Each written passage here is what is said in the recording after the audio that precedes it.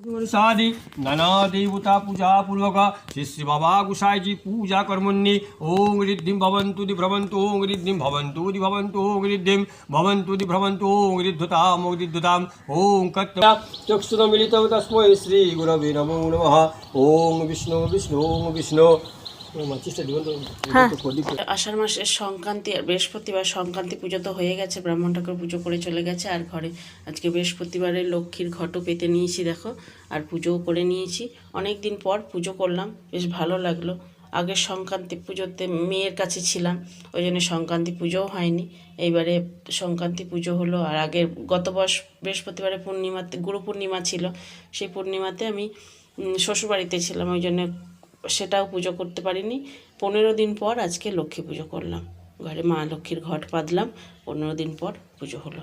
আমি খাওয়া দাওয়া করছিলাম, কিন্তু আমার তো মনটা ছটপট করছিল যে